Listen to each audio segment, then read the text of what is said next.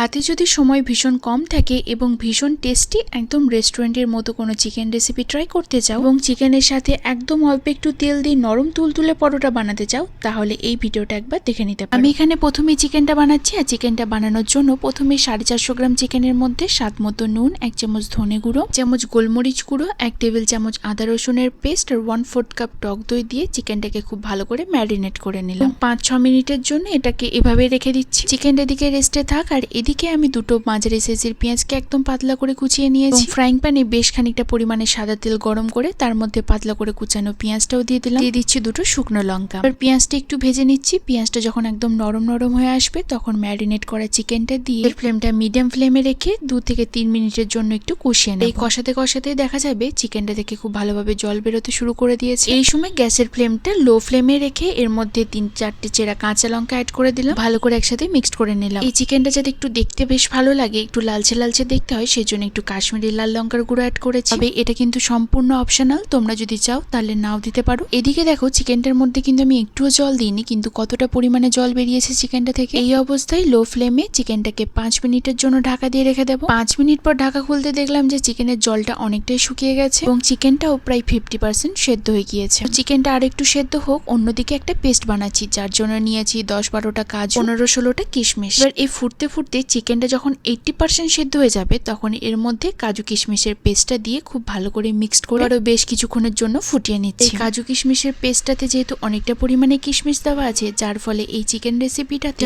অন্য রকমের টক মিষ্টি ফ্লেভার আসে, যেটা খেতে কিন্তু খুবই সুন্দর লাগে। তো যাই হোক, চিকেনটা পুরোপুরি সেদ্ধ হয়ে গেলে সবশেষে এর মধ্যে অল্প একটু ঘি দিয়ে খুব ভালো করে মিক্সড করে নিলে তৈরি হয়ে যাবে দুর্দান্ত স্বাদের কাজু কিশমিশ বাটা দিয়েছি। আমি যেহেতু কাজু কিশমিশের ফ্লেভারটা স্ট্রং রাখতে চেয়েছি, সেই জন্য আমি এর মধ্যে কোনো কসুরি মেথি বা গুঁড়ো গরম মশলা দিইনি। সাথে একমাত্র ঘিয়ের ফ্লেভারটাই ভীষণ সুন্দর লাগে, তবে তোমরা যদি চাও সেক্ষেত্রে অল্প একটু অ্যাড করতেই পারো। যাই হোক, এদিকে চিকেনটা তো রেডি হয়ে গেল, আর এদিকে একদম অল্প একটু তেল দিয়ে পরোটা বানিয়ে নিচ্ছি। জন্য 1 কাপ ময়দার মধ্যে দিচ্ছি অল্প একটু নুন, চিনি, একটু বেকিং পাউডার আর অল্প একটু সাদা তেল। এবার এই সবকিছু খুব ভালো করে একসাথে মিক্সড করে এর মধ্যে 2 টেবিল চামচ টক দই অ্যাড করে দিলাম। আবারও খুব ভালো করে একসাথে মিক্সড করে নিই। দইটা দিয়ে ময়দাটা খুব ভালো করে মিক্সড করে নেওয়ার পর এর মধ্যে দিয়ে দিচ্ছি বেশ খানিকটা পরিমাণে গরম জল। তোমরা চাইলে এক্ষেত্রে গরম জলের বদলে ময়দাটা সম্পূর্ণ টক দই দিয়েও মেখে নিতে পারো। যাই হোক, ময়দার মন্ডটা রেডি হয়ে গিয়েছে এবং 3 মিনিটের জন্য আমি রেস্টে রেখে দিয়েছি। 3 মিনিট পর এই মন্ডটা থেকে এরকম একটু বড় সাইজের লেচি কেটে নিলাম। আর অল্প একটু শুকনো ময়দা দিয়ে পরোটাগুলো খুব ভালো করে বেলে নিচ্ছি। যেহেতু এটা আমি দই পরোটা বানাচ্ছি আর একদম অল্প একটু তেল দিয়ে বানাচ্ছি, তাই আমি পরোটাগুলো একটু মোটা রেখেছি। প্রথমে পরোটাগুলোকে খুব ভালো করে এপিট ওপিট সেঁকে নিচ্ছি। পরোটার দুটো দিক খুব ভালো করে সেঁকে নেওয়া হয়েছে। এবার এর মধ্যে অল্প একটু সাদা তেল ব্রাশ করে দিচ্ছি। তোমরা চাইলে সাদা তেলের বদলে বাটার বা ঘিও ব্যবহার করতে পারো, এই ক্ষেত্রেও খেতে কিন্তু ভীষণই সুন্দর লাগে। ব্যাস রেডি হয়ে গিয়েছে নরম তুলতুলে দই পরোটা।